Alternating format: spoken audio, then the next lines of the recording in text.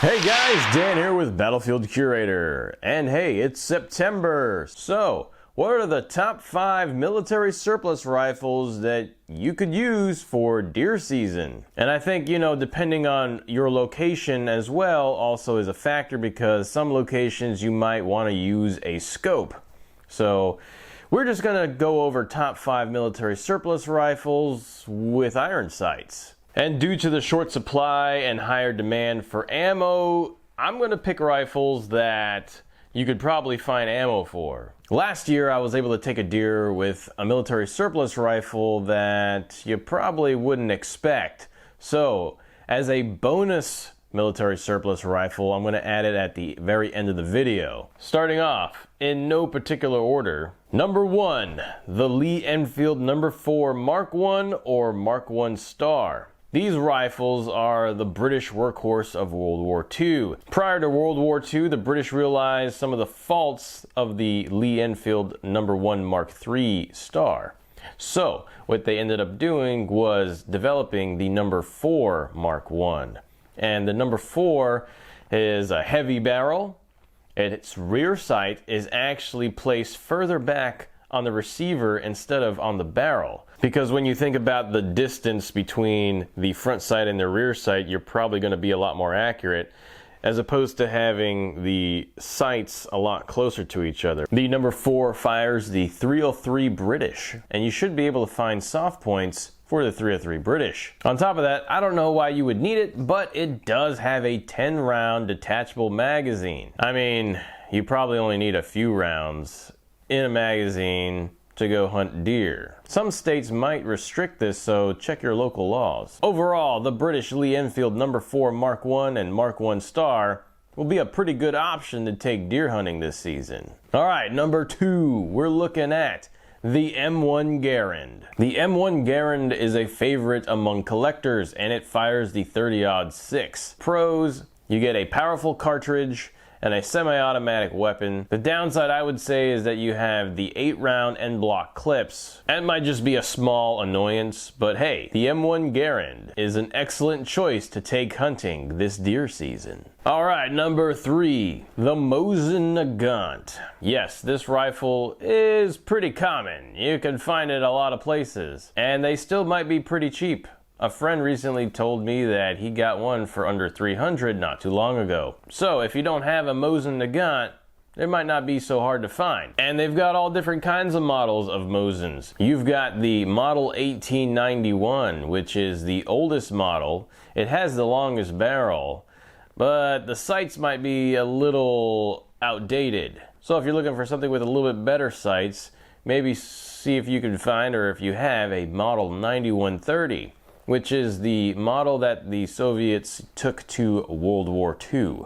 And if you're going to be hunting in the woods, where you're going to have shorter distances, maybe look into the Model 38 carbine or the M44 carbine.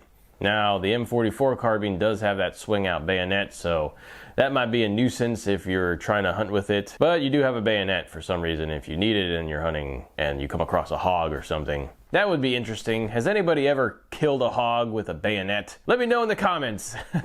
That'll be interesting. So yeah, it also fires the 7.62x54R, which has been around since 1890s. So I mean, when it comes down to it, this rifle cartridge has been proven and tested throughout time. A big reason why hunters may choose a Mosin Nagant is because they're pretty cheap and you can get them just about anywhere. Nowadays, they've gone up in value, so Mosin Nagants are seen as more collectible these days, essentially. But if you already got one or you could find one for cheap, might as well take it out to the deer stand this season. I had a friend last year that told me he got 2 deer with the Mosin Nagant 9130 in a matter of minutes apart from each other. He was telling me that he was in his deer stand and a doe came up and he shot the doe. He waited a while after it dropped dead immediately, and then a buck appeared. And then he shot the buck, and the buck also dropped. So he had double the deer meat in one day. thanks to the Mosin Nagant. Man, before we continue on to some of the other rifles on this list, I'd ask you to pulverize that like button and subscribe for the algorithms. It really helps out the growth of the channel, and I appreciate it very much. Thanks, guys. Now back to the content. Alright, number 4. You really can't go wrong with a Mauser 98 or a Yugoslavian M48. The more up-to-date Mauser rifles, in my opinion, are pretty good. You get a good rear sight and front sight picture. These Mauser rifles are very smooth, and they shoot the 8mm Mauser, or 7.92 by 57mm. This cartridge was developed in 1903 and served both world wars with Germany. The German K98K would be known as a very accurate and reliable weapon.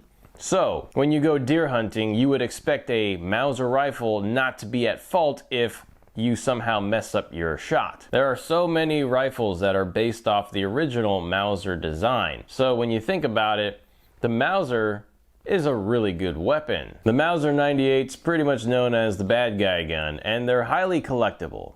So when you try to find one for cheap, you're not probably going to be able to. Instead, this is why I'm recommending the Yugoslavian M48, which essentially is a little bit beefier designed Yugoslavian copy of a Mauser 98K. It has a lot of the features that your Mauser 98 would have, and it shoots the 8mm, but most of it is slightly different from a Model 98, so the parts cannot be interchanged. The Mauser M48s can still be found in Cosmoline, which means that a lot of the metal and the bore has been protected over time.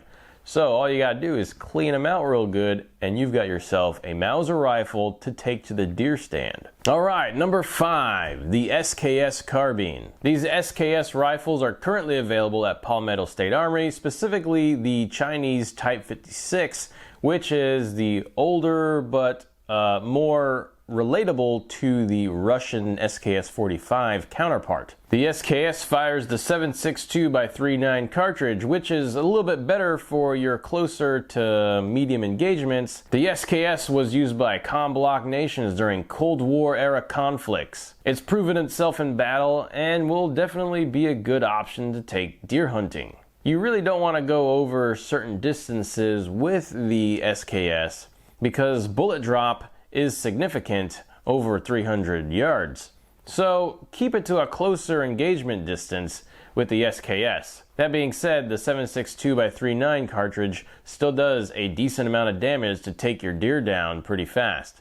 Just shot placement is key. So the SKS is available now, and so is 7.62x39. So with the Russian ammo ban, you probably should still be able to find 7.62x39 soft points, but I would start looking now if you plan on taking this rifle out to go deer hunting with. This is maybe a favorite among hunters because of its 10-round internal magazine, its rifle-like design, and it's a carbine. So all in all, this rifle should be pretty good to take out and get some deer meat on the table. Alright, the bonus rifle, the rifle I took a deer with last year, is the M1 carbine.